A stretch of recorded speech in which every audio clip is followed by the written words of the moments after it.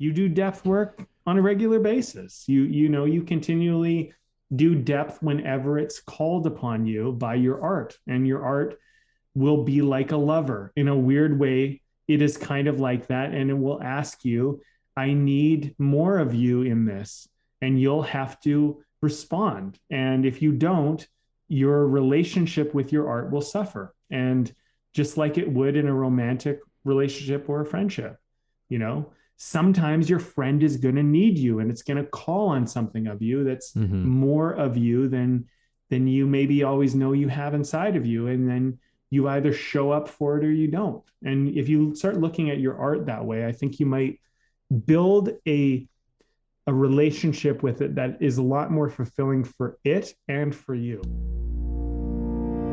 This is Way of the Artist with Brandon Colby Cook and Evan Schulte, identifying your blocks and demystifying your struggles so that you can claim your own path and make your life a work of art.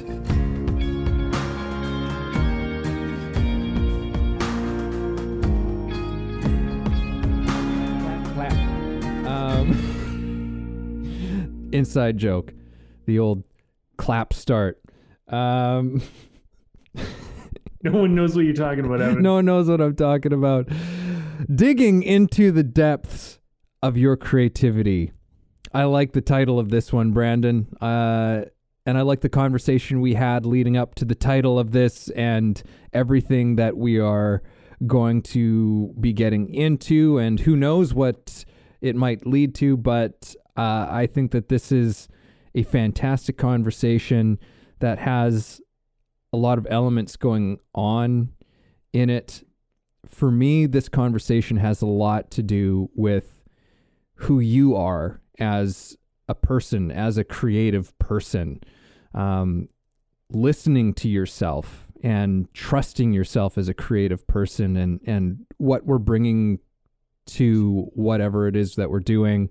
But I know there's a lot more than that going on with this. So, Brandon, what are you excited about in this conversation? Yeah, it matters who you are in the creative process. I think that's the point, is that we don't always factor that in when we're trying to make progress and do whatever we're trying to do. Write a script, make a movie, do a painting, write a song, create an album, whatever the thing is that you're trying to do, you're a key element to the whole thing. And yeah, you got to dig into that. And that's a relevant part of the process.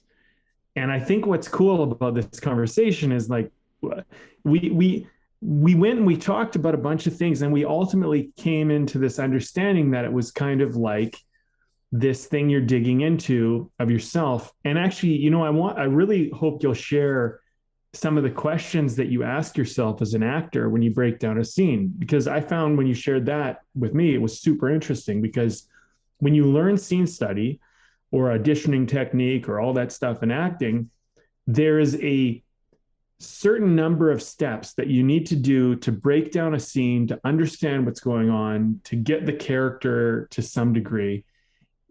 But really, those kind of answer a lot of surface questions. But some of the questions you were asking, they factor in kind of the depth for you as an artist.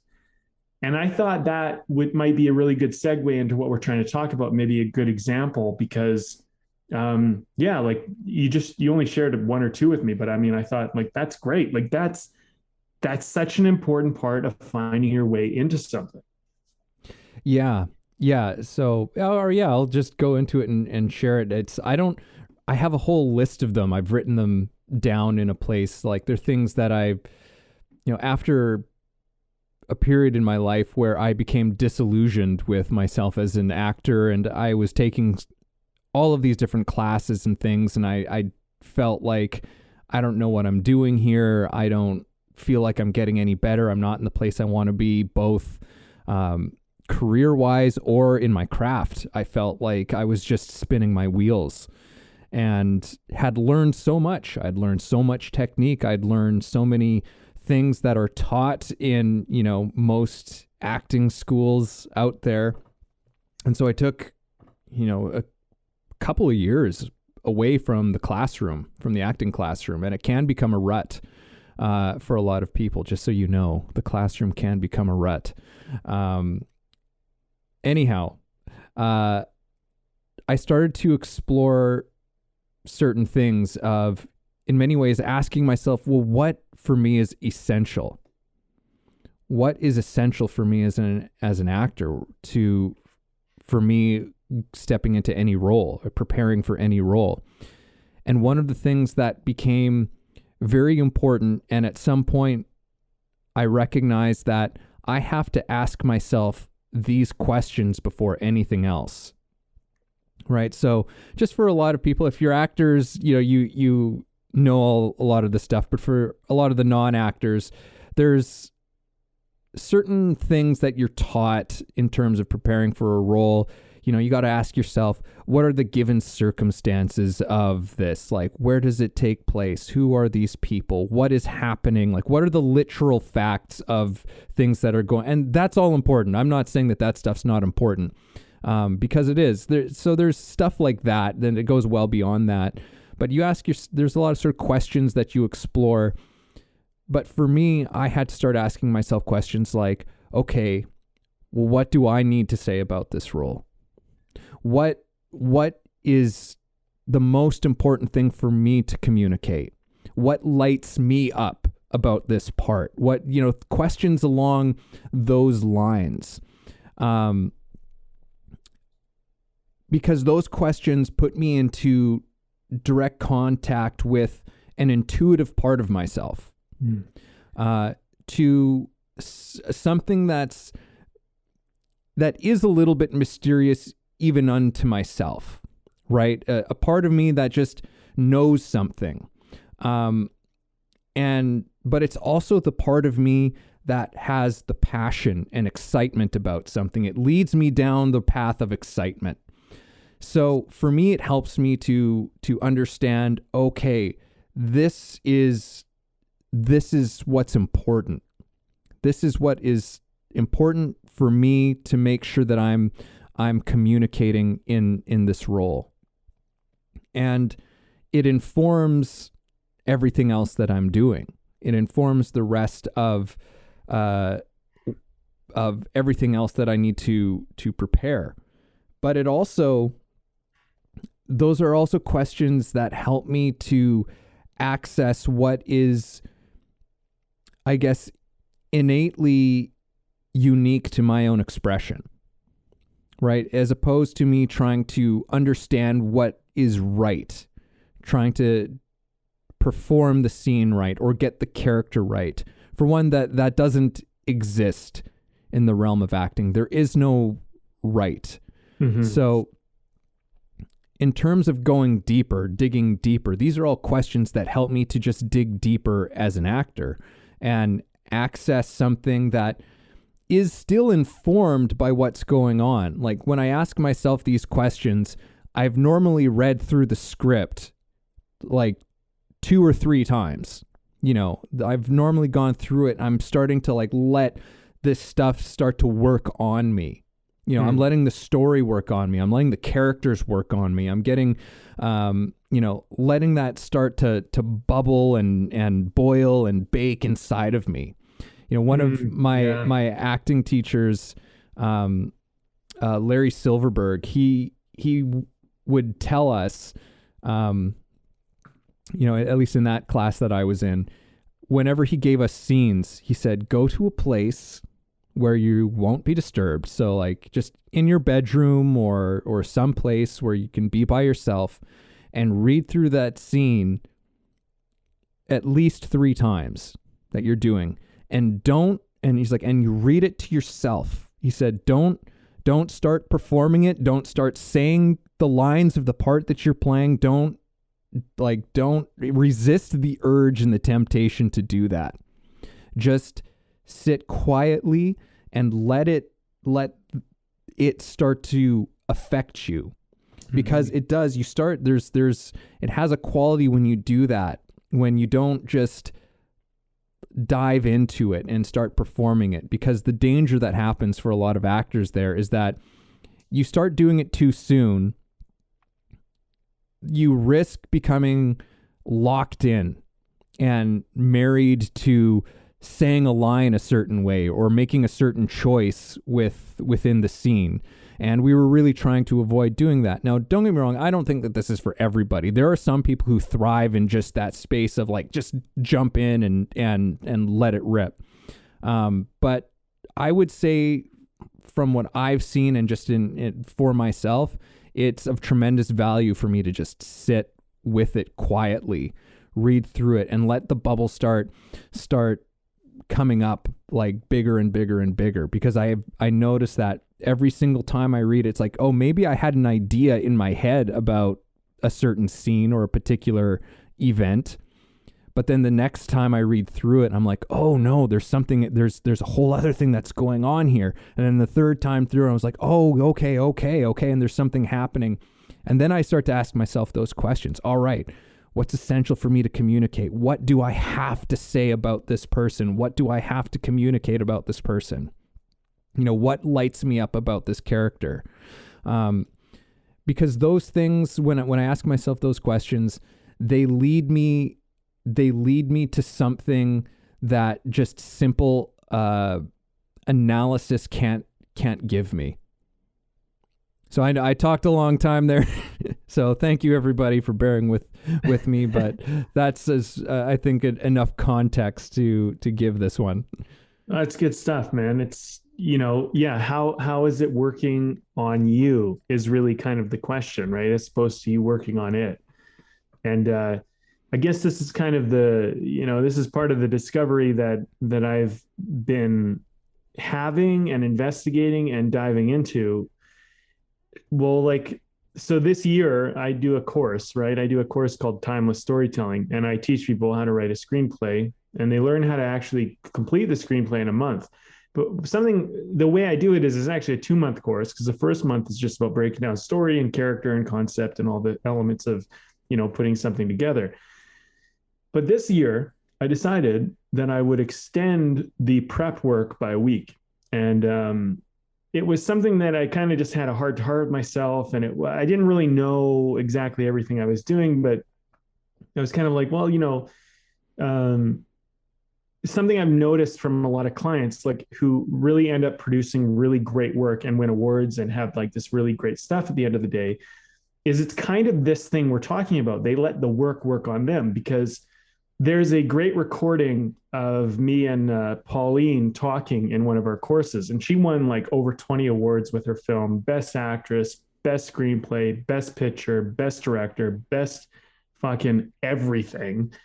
And there's this scene from class, I have it on recording, of us talking about her creating this story. And she stands up in class, because it was a live class, and she's talking about her concept and her pitch and whatever. And initially it was this kind of like thriller type of movie and all this stuff, like thriller elements, like it was kind of mysterious and whatever. And in this conversation we're having, she's like, yeah, but I've been thinking about it, and I don't know if I really want to go down that road. I kind of did, because it was kind of like maybe more commercially, like blah, blah, blah. And then she's like, but I've been feeling like there's something in this. And I'm like, well, go away. And I tell her something like, go away, and I want you to like dig into that and like work on it. She did. And then she obviously created this film that wasn't a thriller. It was actually a drama, and it won all these awards, and it was a super powerful film. One of the best things that have ever come out of the courses that I do. And it's like one of those calling card films, it's like, I'm proud of her for doing it, because obviously it did an incredible thing for her, but also like, it's incredible to see someone come out of that. And everybody who's done something like that, they always let the work on them at some point. And so that was kind of the insight I had. And so what I decided to do this year was take a little extra time with basically the concept and character element of the course, where you develop your concept and you develop your characters.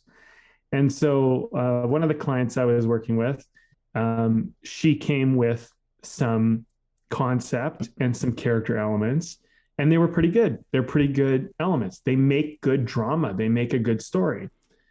And I was like, okay, but I want you to go away this week, because I extended a week. I want you to go away this week, and I want you to make that make sense. I want you to think that out. I want you to like kind of go like why and ask yourself and dig into like well it like for example her character is apparently very serious and like is away a lot, like so like make that make sense, and she's also apparently very protective of her sister. Why is she protective of her sister? Like make that make sense. I want you to dig into this.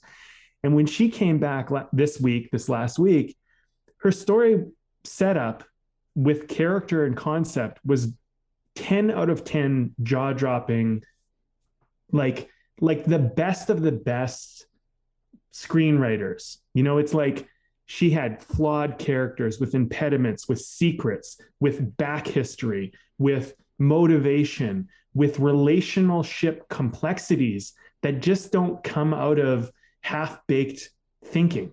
She went into this person and she tried to make sense of this relationship with her sister and herself and why she does this stuff.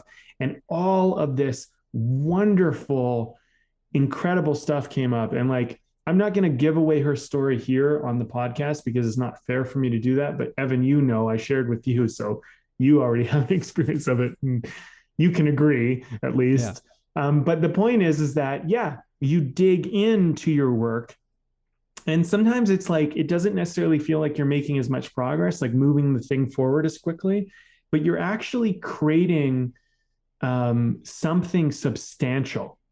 And I think this is the big thing that I'm kind of interested in this conversation. And like what you're sharing with your acting is when you ask like, what burns me up about this character? What lights me up about this character? Or fires me up, or however you want to put it, that digs into the depth of the character. And you don't have to do that to make progress in the scene, but it brings depth for you. And that's what I find so fascinating about what we're trying to navigate here is like, because there's wonderful things that come out of that, And yeah. I think for the sake of progress, you'll miss those things if it's all about moving forward and all about doing it and getting it done. But I do think one caveat I'll say is that you have to be real honest with yourself about this. Am I doing this work because I'm actually digging deeper and I'm trying to get to the depths of something inside of myself that I just don't even understand until I look into? Or are you just distracting yourself with easy bullshit work that just takes you away from what actually matters? Because the thing is when my client went away this week, that work definitely matters. It's definitely going to influence and help her do this course and come up with a better project for sure. Did it make progress in her getting her script done faster? It didn't get it done faster, but it'll make her script better. So it was real work. It just doesn't necessarily move things forward in a progression way. But this is something that I'm kind of looking at. And so I think we need to be mindful as we navigate this topic that we encourage people to dig deeper, but we also encourage them not to do bullshit distraction work that just takes them away from actually doing real work.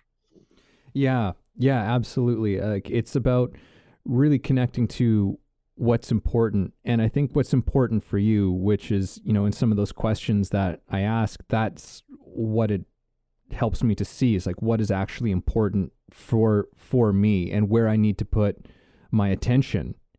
Most of all, because, especially within something like acting, you're in such a collaborative, medium that, and also you're going to be discovering things along the way. So it comes back down to so often, it's where you used a word before we started recording, anchor, where you're sort of anchored in. And that anchor has to be something that that you're deeply connected to.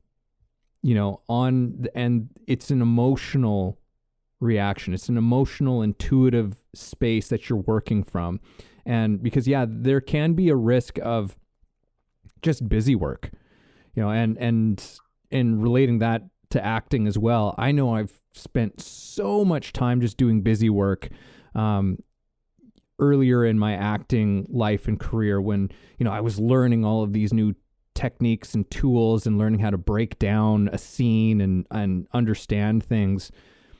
And the trap that can happen there, the danger that can happen is that, okay, you've done a lot of really clever intellectual work on this, but it's actually done nothing to move you. It's done nothing to actually light you up. It's just, like one of the big ones where I think that this happens too with actors is, teachers will say, it's like, you gotta bring up the stakes. You got to increase the stakes of why this is important. So ask yourself, and I've done this, and so I get sent away for the week, right? It's like, work on your stakes, right? And so I'm working on my stakes, but it's all just an idea. I'm just like, okay, well, I have to make sure that this person, gives me what I want by the end of this, or else my life, and you come up with this sort of, you make up some sort of thing that will happen, or why this is so much more important now. But I've come up with something that actually doesn't move me in any kind of way. It doesn't get me excited. And that's when you're just doing busy work. I think that always when you're creating something, and within art, there's got to be, like, yes, there can be an intellectual connection, but that can't be the only connection that there is to it. Like, there's a wholeness connection. Like, your whole being has something anchored there. Like, that's, I think, essential in what we're trying to say, because like, there's a ton of busy work that can be done, and I think within any creative enterprise or entrepreneurial exercise, like, we can get really caught up working on things and spending a ton of time on stuff that really doesn't matter that much, or putting in an extra 4 or 5 hours into this thing isn't going to yield that much of a significant result. Like, digging deeper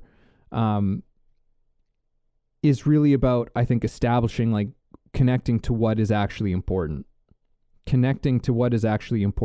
And that is what you need to give more of your time and attention to, right? And then the rest, everything else flows from that space. But because I think that maybe this is the next part of this conversation, because you had mentioned earlier on that, sometimes we need to let things bake a little bit longer in the oven, right? Like, sometimes we need to not just drive things forward all the time. Sometimes we need to take a step back and give something some space in order for it to,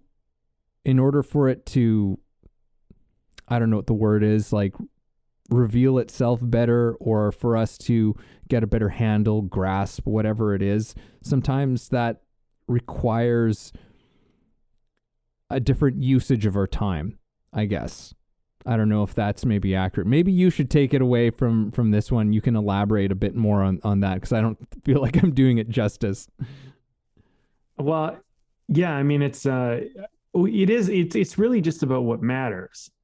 But figuring out what matters, that's part of you navigating. And I think that's the difference between experience and inexperience, because real experience is when you actually understand what matters, and bullshit experience is when you do things that are busy work, because there's work that actually matters and there's work that doesn't matter. And if you're going to succeed in anything, here's just practical advice. I don't care if you're an artist or an entrepreneur or just whatever. There's things that matter and there are things that don't. And if you cannot separate the difference between what matters and what doesn't, then you are inexperienced. You could have been in an industry or a field or something for decades, but if you cannot separate the difference between what matters and what doesn't, you are the same as an inexperienced person. If you can, to the degree that you can, to the precision that you can, I would argue is to the degree that you have experience, real world, actual practical, relevant experience. So an experienced artist would be very good at knowing what questions matter, what directions matter, what things matter to put their energy and time and effort in. And that's why they can do it so quickly, so instantaneously, so precise. And an inexperienced person is just overwhelmed. They don't know. Because when you begin in anything, there's usually so many options and so many places to put your attention. And so it's just like you try to do it all. That's what most people try to do. They try to do it all and they get overwhelmed, they get run down. It's just too much. It takes incredible amounts of time. I know this because I remember when I started acting and like screenwriting and all that stuff, I used to do these character bios and I would write 30 pages on a character. And I just like, oh, this is their relationship with their mother and their father and sibling. And I just like, and they're kind of like, they see themselves, I just get into everything. And if you did it long enough, you'd probably figure out kind of who the character was like, but 95% of it was nonsense that you just didn't even need and wouldn't factor in. And anyway, when you wrote the script, it might even change because you didn't really know what you're talking about because everything was just thought out.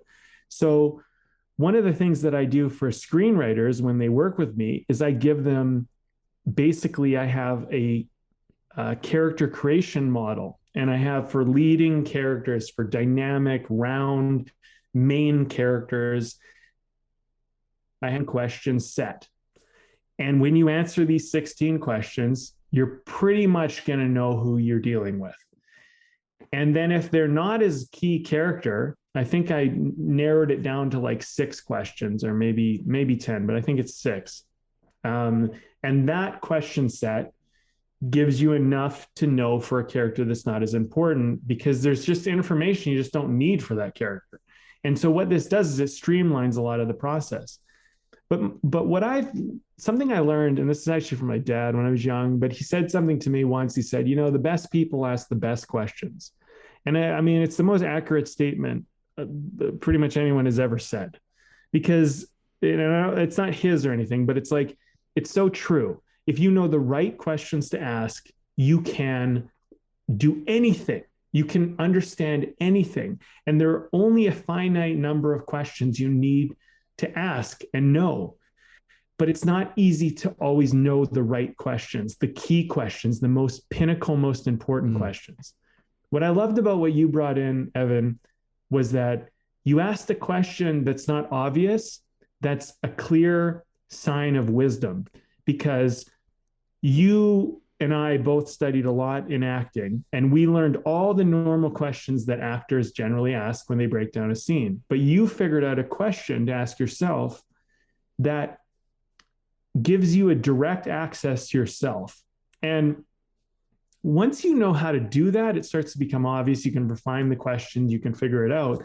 But like if another actor missed that question, they miss a depth in their work. And it's one of those things. It's like we get so focused on making progress, we forget to find depth in our progress. And I think what a lot of this conversation is about is like, wisdom is knowing when you need depth and not progress. And that's kind of the difference, you got to figure out when it's time to dig in and when it's time to just move forward. And that comes through experience, and it comes through doing the work, and it comes through trial and error, and maybe mentorship and guidance. And I think that can help. But I think even with a mentor, what I've learned about mentorship is, I'll just say one last thing about this. A good mentor realizes that they encourage you to learn more than they teach you how to do it. There's a difference in that. A teacher teaches you how to do it, but a mentor encourages you to learn. And there's a difference in that. And that's a very important difference. And not everybody understands that. And it's a very important takeaway from this conversation if you're going to take something away. Some things you're only going to learn by doing. And the mentor will say, you have to do this. This is not something I can teach you. Like, I can tell you about it. You can understand it. You can conceptually get it, but you will not actually get it and learn it until you do it. And this is one of those things that I'm just going to direct you. I'm going to push you in that direction. I'm going to encourage you to go that way. And you come back and respond and tell me how it went and what you learned, and we will discuss. But until you've done the journey, we cannot have the conversation that you are wanting to have right now. Yeah. Yeah. The best teachers are all the ones that instill, not, they can give you systems, but more than a system, I think the best thing that a great mentor or teacher does is to help you learn how to look. Yes. For yourself, right? Yes. Like I think that's because, your teacher can't tell you everything that you're going to come up against. They might be able to tell you about a few, but they only have their experience of what they came up against. You might come up against some other stuff. You might not come up against some stuff that they did, like it's so more important than anything is teaching you how to look, how to listen, and to respond, right? And figuring out how to respond intelligently for yourself, right? It's a trickier thing, which is why a lot of people just try and teach systems all the time, right? But that's a whole other conversation in the whole thing. But it's funny that it's funny what we titled this one and how this conversation has gone to a certain degree, because my teacher Larry, I just remembered he used to say to us, don't go bigger, go deeper. That was one of his things, because a lot of actors, they have a bad instinct to go bigger. When something isn't working, or they want to be more impressive or to give a better performance, there can be a really bad instinct to go bigger. And what happens there is that you end up pushing something that isn't real.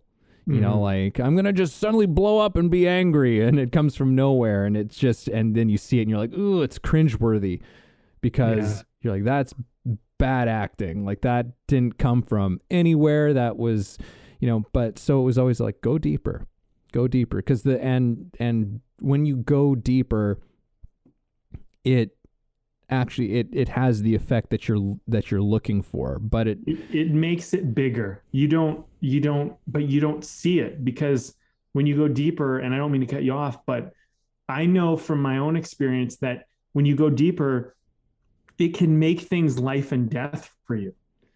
Because all of a sudden they like matter so much.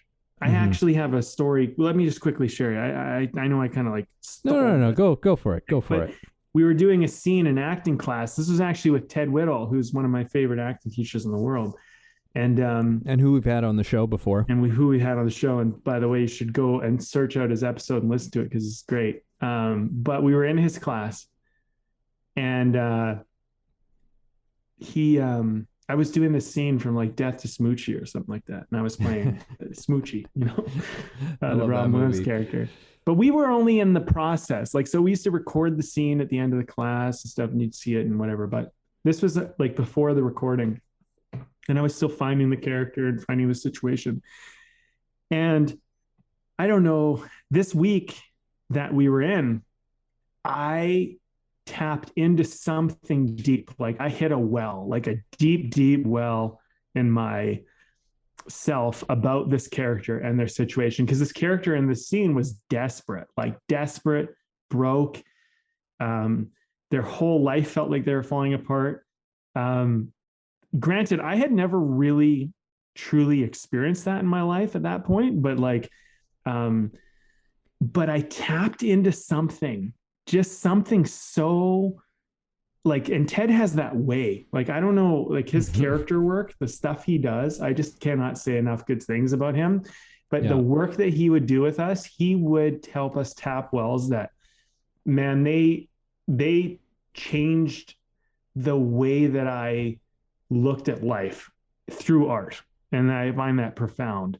But in this particular one, we tapped into a well, and I remember I was with the scene partner, and it was life or death for me. I was just so, and I wasn't trying to be big, but like my performance was pretty big. It was like really like vibrant and kind of wild and whatever, but it was grounded. And the scene partner that I was working with, he went to Ted and he was like, I don't know. I don't know what to do. I don't know how to deal with him. And what's he doing? And Ted was like, he's Shakespearean at this point. That's what Ted said. He's like, to him, this is life and death. And to you, it's just a day. And he like, he's like, just try to deal with him. And it created this incredible, like, these are the things about acting that I love that people will never see. They never got recorded on camera. And they're why I love acting class so much when you're doing really great work, is that you have these moments with other actors and all the people who are in the room, and people remember these moments for their entire lives, and they bring them up in conversations like, you remember that scene when you did Death to Smoochie and you were like, it was like, holy shit, like that was like something, you know, and you're like, it's just, it's depth. It's like you hit a well and it sprays out, and it's just like, it's not, you're not even in your body anymore in the sense that like you're consciously trying to do anything, but like there's like these moments and you're just, it's fascinating. And I think the thing is about that for actors, what's so challenging for actors is to be able to continually hit that well and do that on cue when the cameras get turned on. You know, in filmmaking, we call it capturing lightning in a bottle, because it really is such a special thing when it happens. But for actors, we have so much pressure, you know, and there becomes this weird thing. If you hit that well and then you try to recreate that well, you run into a massive problem, you know, which is a whole other probably topic we could get into. But it is a beautiful thing when you hit that well, and you just you hit something so deep that you literally kind of lose yourself in the scene, and then all of a sudden, like, the scene does you. And I mean, it's like I love, like, with all my heart, I love acting for that. That, to me, that's why acting has been such a beautiful part of my life. You know, it's just like, oh my God, because you tap into some part of your humanity you just don't even know exists until you're there. And you're like, wow, like what kind of like transcendent wisdom was like coming through us while that happened? You know what I mean? Like, it's just it's so wild. I mean, granted, I'll admit I haven't learned how to replicate that as an actor necessarily and be able to be the kind of performer where I can knock that out, you know, on point every time. But I have had the experience, and I get why people love acting for that, you know, because it just, man, but you know, like, I guess all the arts are like that, you know, there is a well, and when you hit it, it's transcendent. It truly is. And that's why, I think that's why this conversation is so important. It's about, you know, if you want to have that big transcendent work, it's not about making progress as much as it is about going deeper. But you got to know when to go deeper and maybe how to go deeper, right? But yeah, there's a lot of avenues we could go down around this, I think. Yeah. Yeah, definitely. I know for sure you've just made me like feel such a keen and sharp desire to get into like a good scene study class again. I know, a lot of things with Kibosh, because it's man, I have so many memories of actors, you know, great actors who most people have never even heard of, will never ever hear of, and just to have seen such incredible work from people and to be one of some, you know, sometimes you're in a classroom where it's just like there was only like you and like 6 other people who saw that, Yeah. who saw a couple of people give the performances of a lifetime, Yes. that had somebody, you know, captured that on a great stage or something like that. That's fucking awards, you know, for those people there. Like that's breathtaking in a way, in its own peculiar way. That happens all the time. Like, yeah, and that happens all the time. Stuff. Because when you tap into that well, it's when you're an audience member in a class where someone hits their well, like as another fellow actor, and they might not be a big star, but like they hit their well, and then all of a sudden the scene like takes on a life. You are literally transfixed in those moments. And you know, it's an amazing thing when it happens. And I think like as artists, we're always trying to figure out, I mean, those of us who really want to do great work, like we really want to try to find the true full potential of what's possible. You know, when we're after that weird kind of intangible kind of unknowing pursuit. But then that's part of the crazy thing. I used to go to class actually every Saturday, and I used to go from 1 o'clock until 6 o'clock. Every Saturday, I'd give up most of my Saturday just to go to acting class. And sometimes we would even go a few hours late. And I just loved it. And we used to say, like, what are other people doing on a Saturday? My life is being changed. Like it's being like, yeah. I'm transforming as a human being. You know, I could be out partying, I could be at the beach, I could be doing a bunch of other things. And this is why I love art, Evan.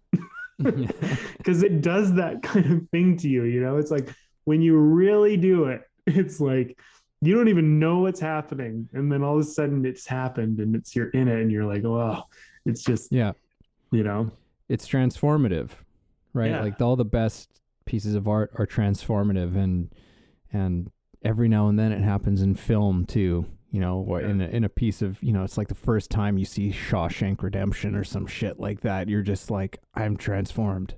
I don't know necessarily how or why, but like that, it just leaves a mark on you as a human being.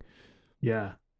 And seeing like these little moments of these performances when people just, they hit something, and something real, and it just makes you just clutch at yourself. Yeah. Well, that was a nice little detour in a way, I guess, but it's great to celebrate the wonder of art. You know, I think like having that little detour we took it's a bit of a celebration, you know, it's like, it really is. Cause I think every once in a while, you know, like you and I have been in the industry for a couple of decades, and it's like, it's nice to take a moment every now and then celebrate art. I mean, like the other day when my client, like the one I was talking about, came with this story, I honestly like walked away celebrating that, because I was just like, I love that. Like it's a really young person, and for them to come up with such depth and just like professional, like top tier level work, you know, and it's just like, it's a celebration, you know, it's just like, I love that. I just love that. And they walk away so excited and so like just filled with their potential. Mm-hmm. And it's like, that's what depth does though. Like that's, I think the point of this conversation is like, if you never give yourself the time to slow down just every now and then to like dig into what's important for you, you just never give yourself that chance to have that incredible part of art. And I mean, dude, we dedicated the last like several years of our life to talking about it in a podcast. There's a reason for that. You know, it's not like this isn't a random thing. We didn't even do this because we wanted to have an audience. We did it because we were like, we need to record our conversations. Like, that's the funny thing about it, right? Like every conversation we have is a celebration of art, because that's why we do this. I mean, this is a lot of the reason why I do it. Is in this conversation in particular, it just brought this out of me. I'm just remembering. I'm like, yeah, like this is why we do this. This is why I do this. Yeah. Hey everybody, this is Evan, and this episode is brought to you by my book. Yes, I recently released a book called The Actor's Awakening, Connecting Spirituality to Craft. Expand yourself as an actor and your craft through a spiritual perspective. Take a journey that will explore universal philosophies and insights to help you understand human nature in a profound way, and develop practices to take your work to another level. Again, that's The Actor's Awakening, Connecting Spirituality to Craft. Available on Kindle and paperback on Amazon. And as always, if you like the show, please subscribe.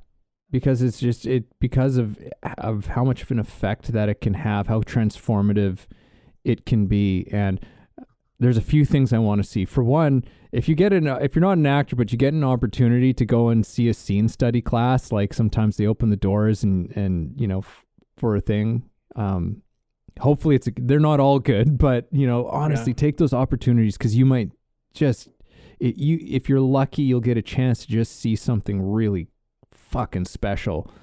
But something about which I wasn't expecting to happen in this conversation, but just what you were sharing about this girl that you're coaching and mentoring and writing this story and this script, and in relationship to this, digging into your depths. And when you bring that out, when you share that, when you don't just keep that locked away to yourself, this, in some ways, like our last episode, we were talking about, what was the last one we were talking about? Don't sell yourself short. Don't sell yourself short. Those depths, when you commit to digging into it, you don't always know what it's going to do, or if it'll do anything. But I think that you have a chance.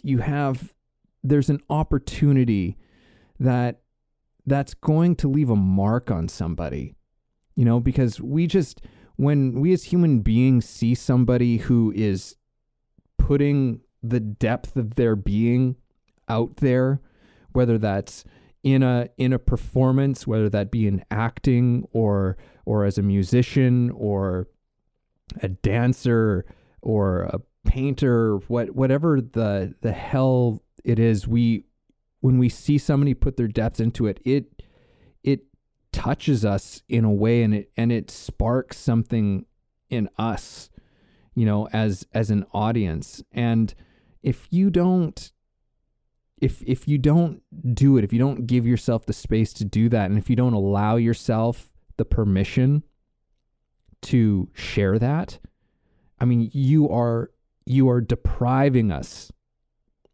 like you are actually depriving your fellow human being of something that could be so transformative for us, that could be so cathartic, that could be exactly the thing that we just need in a moment. Like, have you ever had one of those experiences where you hear a song or you watch a movie or something, like some piece of art just enters into your life for a second, and you just go, holy fuck, I needed that. Like, I needed that. Like, something deep within me just, and those are things that just like were something that came from somebody who just kept on digging. Someone who kept on digging to find more and more of the truth of what this is, more and more of that honest part of themselves, and whatever that thing is inside of them, and they've let more of it loose, and they gave it to us, and it's just like, there's such a feeling of gratitude for that when that happens. I don't know about you. I'm sure you've had that experience, Brandon. I'm sure all of us have had that experience where it was just like, oh man, my God, like I needed that piece of art. Maybe we don't think of it in that terms of like, I needed that piece of art, but like I needed that song, I needed that movie, I needed that something. Oh, You're speaking to the choir. Because you know, like when I was a kid and my parents were splitting up, we actually, when they split up because they overextended themselves, and then the market crashed in real estate. They lost all their money, so we lost all our money. They split up. It was a very challenging time for me as a young man, and they also did not have a friendly breakup. They had a very tumultuous breakup. So that was hard. And my brothers were both a lot older than me. So they both headed off. One of them headed off to Victoria, which was like an island. So he was away. And the other one headed off to Toronto, which was on the other side of the country. And I was left alone with my parents and a confused teenager who had a traumatic situation with their parents getting divorced and also fighting and hating each other and losing everything and whatever. And I was just in this kind of like, what the hell? Like, my whole life has just changed. And what I used to do is I took all the money I had, like any type of allowance, any money I earned, anything I could get, and I just took that money and I would basically do two things with it. I would buy magazines and I would go watch movies. And I would buy magazines because they were an easy way to kind of get information that was not like a book, but like, you know, I wasn't much of a reader yet. My book collection is probably bigger than most people's. So it rivals a library now. But at the time I was a teenager and I didn't necessarily, look for that, but I went to magazines and I went to movies, and magazines were nice because they gave me pictures and bit of info and whatever, and usually interviews from people, and that was helpful. But movies were the thing that kind of changed, that kind of not just changed my life, but saved my life, because I had something to go to where not only could I, like, it was probably initially a distraction just to kind of like, I liked movies as a way to get away and be on my own and do my thing. And I would walk from the house wherever I was to the theater, and I would see everything because I would just run out of movies to see at the theater. And this was before streaming and all of that stuff, because I'm an old person now. Compared to you youngins. No, I'm just kidding. But the thing is I would go, and then every once in a while I would see a movie that would be an awesome movie because I would see everything. And I didn't have any judgment. And there was no particular, I just needed a movie to see. And movies, probably part of the reason why I became a filmmaker was probably partially because of that, because I just found that movies were something that could really give me an outlet and give me an opportunity. And I didn't go to start seeing them because I was going to be a movie maker, or a filmmaker. That was never the plan. It was not like I'm going to be an actor and a screenwriter. I just really liked movies. And then later, when I actually went out and made a movie, it was just for fun. I just got some friends together and we did it. And then I realized I could do it. And then I said, oh, I'm doing this for my life because this is amazing. Like I didn't even know that was an option. And so then it was just like, okay, well, I made a movie. I didn't even know what I was doing. What if I did know what I was doing? You know what I mean? And I think the thing is with art, when you're in a hard time, it can give you an incredible amount of just purpose and reason to live. And it can unlock things in you. So I think like one of the big things that I encourage people to do is like go into an art, not even because you're going to make a career out of it, just to do it out of a hobby. Like start writing songs like Evan is, or make movies like I did as a teenager, write a script, like just start doing it. And like, who cares where it goes or what happens with it? Like give yourself that. And when you're doing it, why not take a little extra moment with yourself and dig into like the depth of what you're trying to do?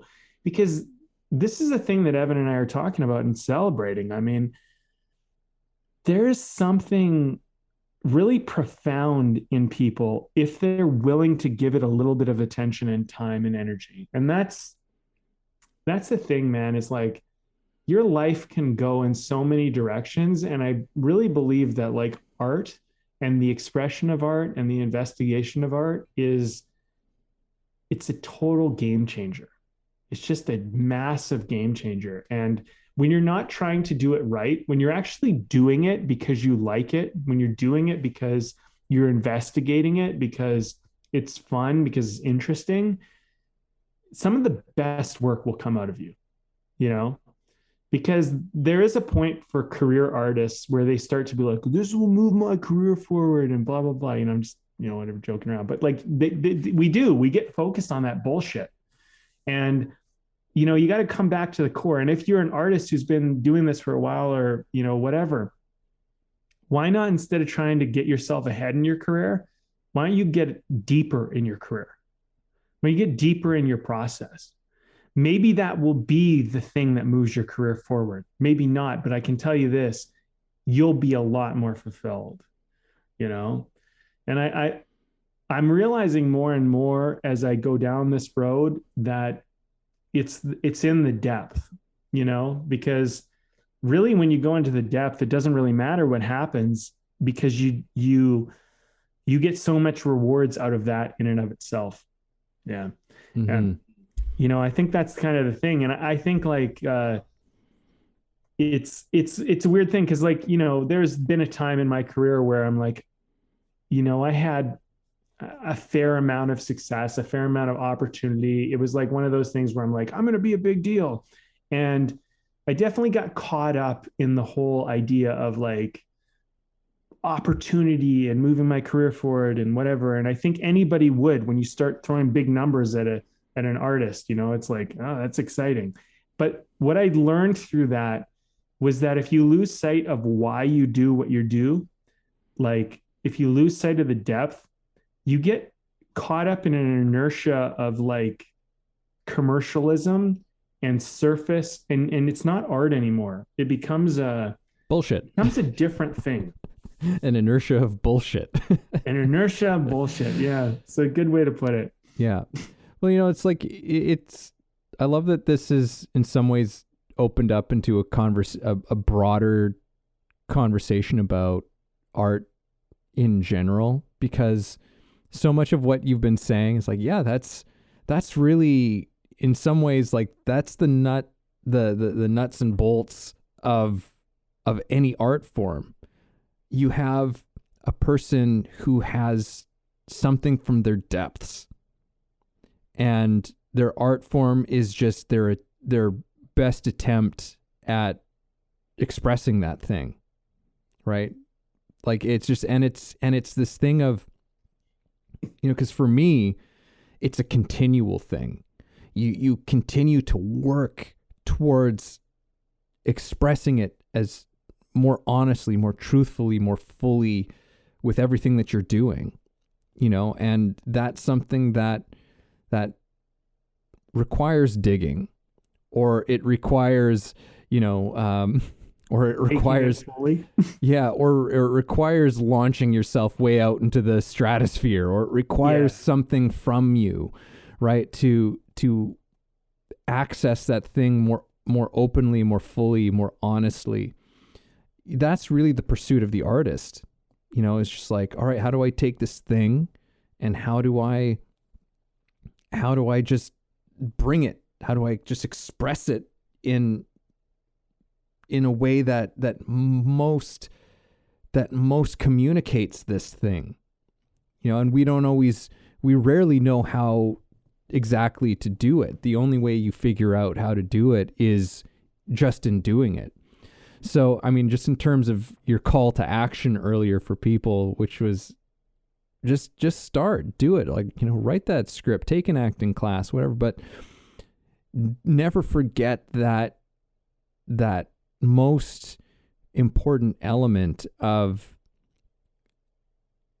what is that fire inside you with this thing that you're doing. Try to do that. Have fun writing a script, but see what's inside you. You might Yeah. just surprise yourself. See what's there. See what's there. Like I especially find with script writing is that it is one of the most surprising art forms I've ever engaged with. And I won't even put myself up there as being a great screenwriter, but like I've definitely committed myself to it in the times that I've done it, and really sincerely tried to do it well and to put something of my heart into everything that I've ever written.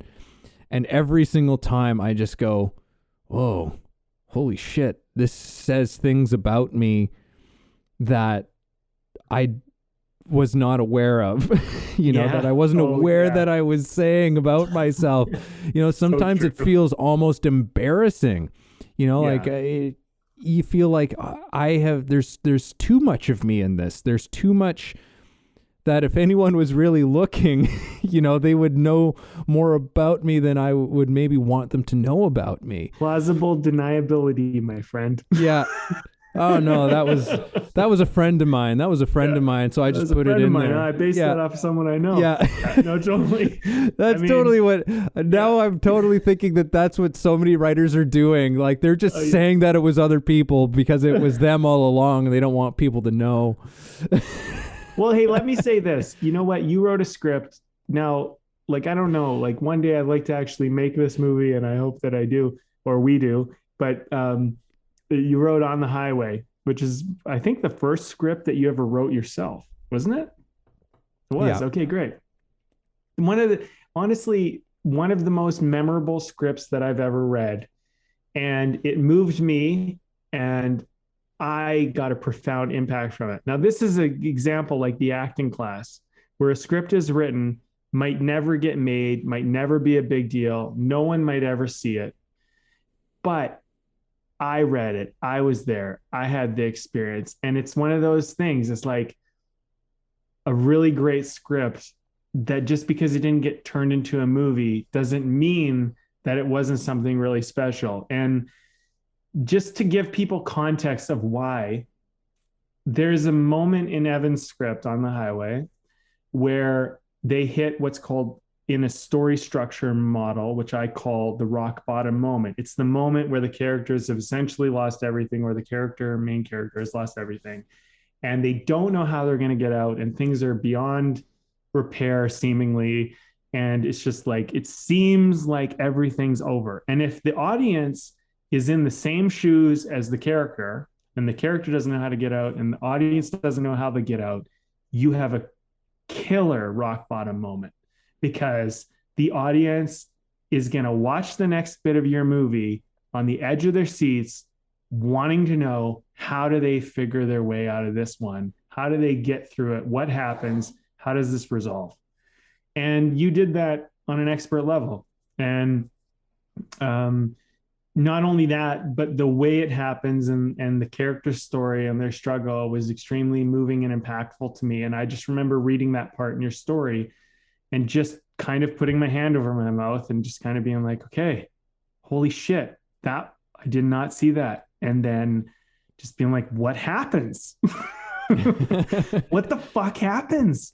I have to know. And like, so you know, this is why art is so important, because when you're really genuinely doing something, you can sometimes do something that's just so masterful and so brilliant. And I know for a fact that at that point, you knew a little bit about screenwriting, but you didn't know a lot. And for you to do something at that caliber, that's top tier level stuff. That's what the professionals work to do. And you did that without knowing what the hell you were doing.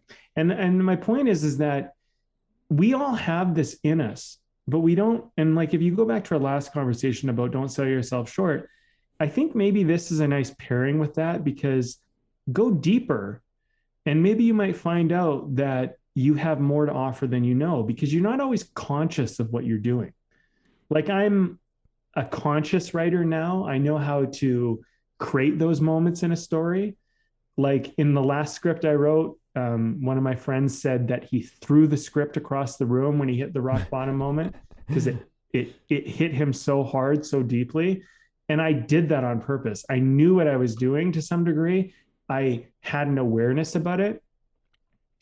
But just because you don't know everything you're doing, my point is that you might still write at a level that is profound, professional, beyond what the professionals do if you just go deeper.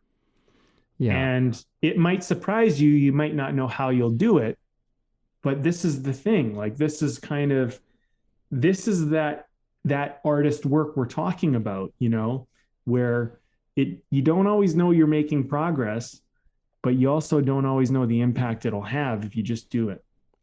Yeah. Yeah.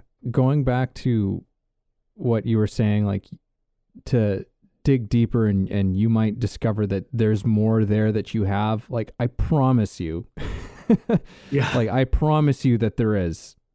Promise you that there is. And, when it comes to, particularly within art, when there's genuine heart in something, we can overlook a lot of other things. Like, because I think of that script, I was like, yeah, like, I've done, from the first time that you read that script, I've made a lot of edits to that script because there are things is like, oh, that's not so good. This isn't so good. That's not so good. Things have been cut and tweaked and things like that. As you learn how to get better and more effective at doing certain things technically. But, there's heart to it. I know that there was heart in that script because I know when I wrote it and where I wrote it from and what I was trying to do with it. Like, I remember that, and it will take you a lot further. Heart will take you further than just technical ability will. Mm-hmm. You'll have a lot of people who will open a lot of doors for you because they'll see something in that. Someone who's just good technically, it's just like that's a dime a dozen. But you when you can spill yourself onto something and say something gut-wrenchingly honest or heartbreakingly open or embarrassingly funny, whatever it is, like, if you can do that and you can spill that into your work, like, we'll say it's just like, hey, like, maybe you've got some things to learn, but there's something about this, like, I think that's like one of the best qualities that you can have in anything that you do is when people have, there's something about this. Like, I've watched a lot of movies where I'm like, yeah, like, there were some things that weren't, that could have definitely been better, but if it's got heart to it, like, it leaves an impact, like, it leaves a mark. And every single human being's got heart. They've got heart. You've got heart somewhere.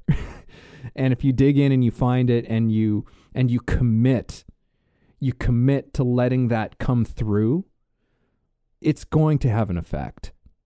I promise you it's going to have an effect.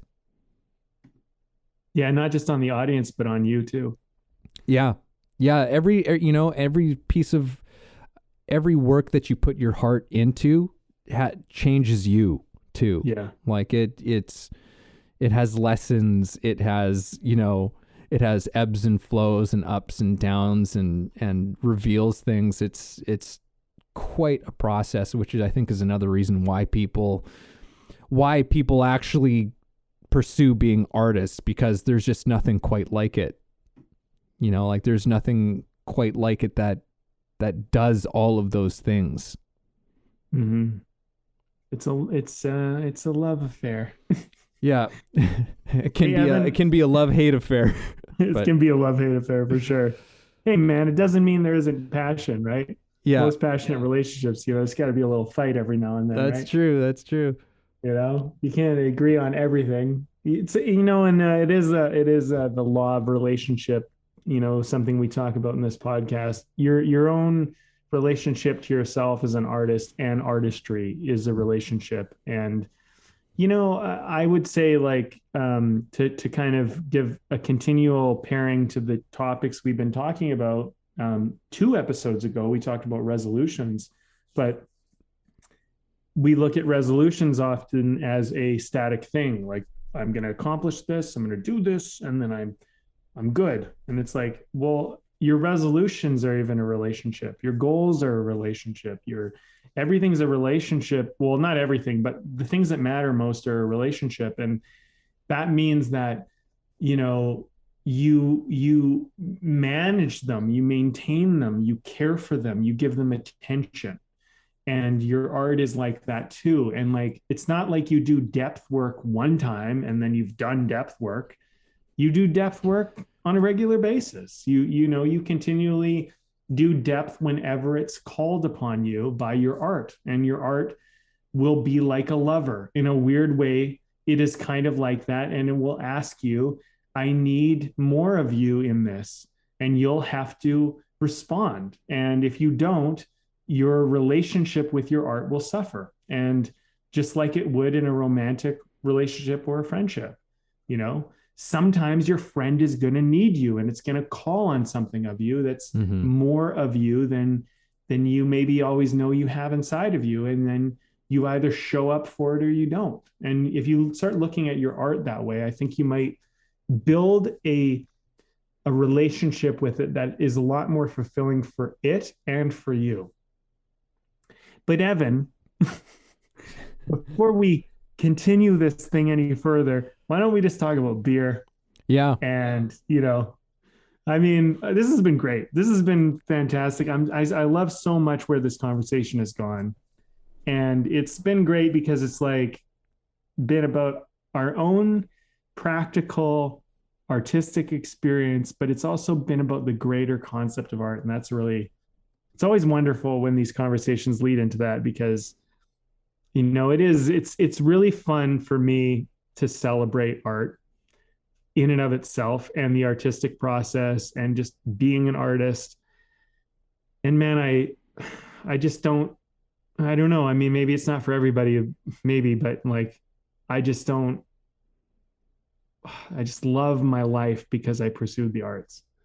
It's been a profound and amazing journey to have given myself the opportunity to have art in it and to have an artistic expression and to get to have sat in some of these classes and watched some of my fellow performers move us to tears, and to have, like, for example, other screenwriters like yourself share a script with me and get to read it when most of the world might never get to experience it, and all of these wonderful things. And like to go on a hike with you, for example, and I remember you were telling me about trying to find your sound, and like, what a great cool thing to do. And that's what artists do. We do things like that. And the TV and the movies and the Facebooks and the Twitters and all the bullshit that you do, it all just becomes so small in comparison to that when you have a little appreciation for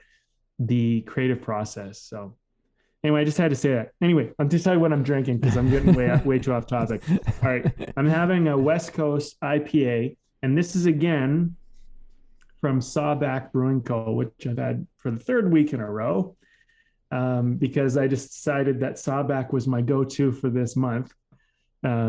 But every single beer you guys have put out at Sawback has been great. I'm like, bravo. That's all I have to say. This one's good. The last two were good. It's you know, you pour it out of I got it in a can this time, but it's you pour it out of the can. There's not too much head. It's very smooth. It's not too hoppy. It's very tasty. It has all the winning elements. So whatever. I'm like a big fan of this brewery, and I discovered them since I've been here in Alberta, and they're great. So if you have a chance to try one of their beers, I recommend it. Granted, I've only tried 3, but everything has been a winner. So there you go. Nice. Well, today I'm drinking one that I've had before, but it's been a long time since I've had this one, and I've been eyeing it up for weeks now. And then so I was like, you know Waiting what? to make your move. Yeah. So I'm drinking one of the flagships. I think it's one of their more recent flagships, over, at least in the last couple of years. I'm drinking Glitter Bomb from Phillips Brewing Company, which is a hazy pale ale, and it's so good. Yeah, I've had that one. Yeah, Love it. it's so good. It's one of those. When I picked it up, I had the guy at the ringing it through was asking me. He's like, hey, like, what's the flavor of that one like? You know, like, and I just said, I honestly can't really remember, man. I just remember that it's really good, and you should try it if you haven't tried it. And he's like, okay, I will. So I just love those little beer exchanges sometimes, you know. Brings people together. Yeah. All right. Well, let's wrap this one up. I'll go ahead because I'm talking. All right. This has been a great chat, as I usually say. Almost always say that. I always enjoy our conversations, Brandon. That's why we keep doing this. It definitely ended up going into some directions that I didn't expect, and we ended up exploring some things. We ended up digging into some things a little bit, which is so much about what the show is. Let's dig. Let's see what we find. Let's see if we can extract some wisdom that we didn't know before, or find some inspiration in some way. So in many ways, our podcast is very much in the spirit of the topic of today's conversation. And I think I'll just reiterate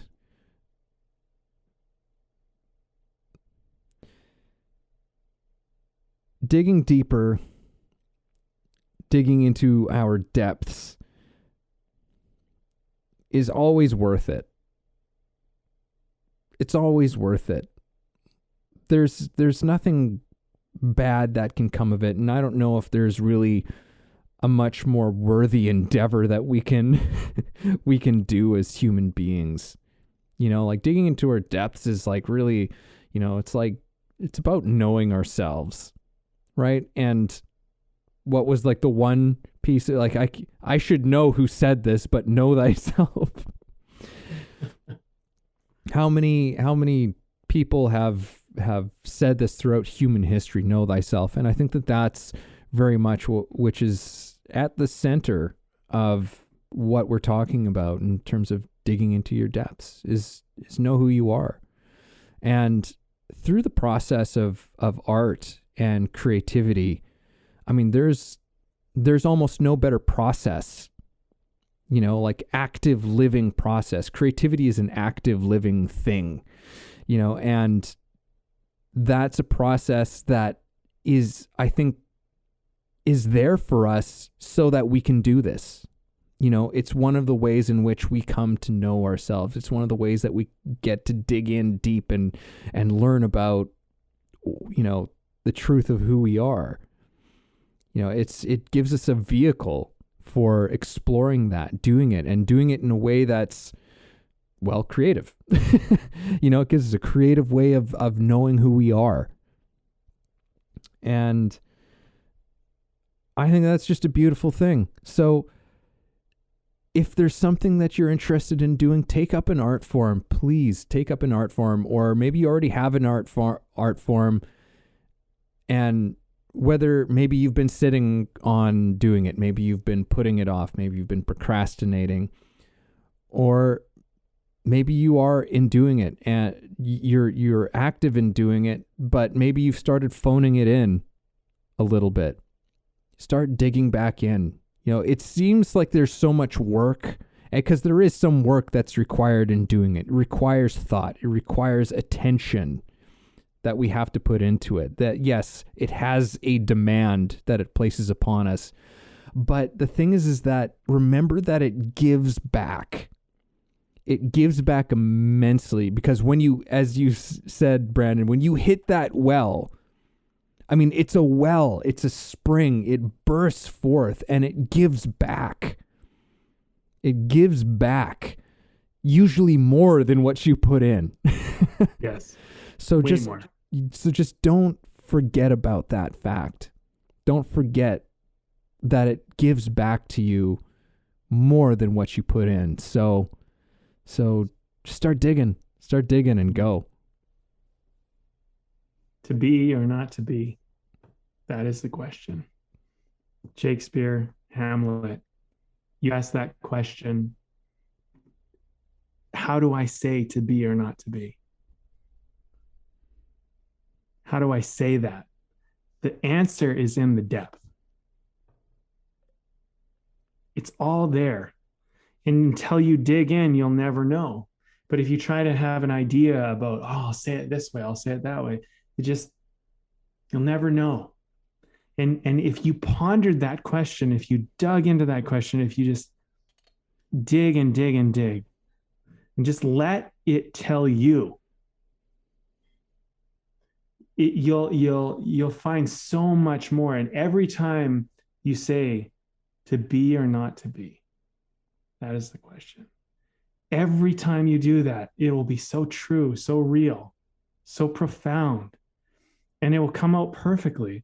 And it's this thing. It's like this weird thing about being in the arts, where at first we come in so arrogant, so prideful, so I can do this, I can control it, I can show everybody what I am. And I think with experience, you begin to just release that. You just let go of it and you say, you will show me what you are. And so when I look at this, I say, take on the arts so that you can begin to find out something that is just new, beyond you, but it's in you. You just have never dug into it.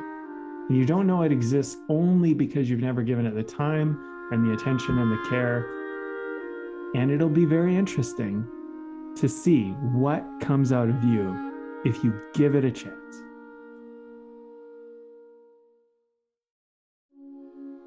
Thank you for listening in on our conversation today. We hope you found something helpful that you can carry forward with you. Head over to our website, wayoftheartist.com, for more free exclusive material and learn about the show. If you haven't already, please support us by subscribing to the show, sharing it with people you know, and keeping compassionate, creative conversation going.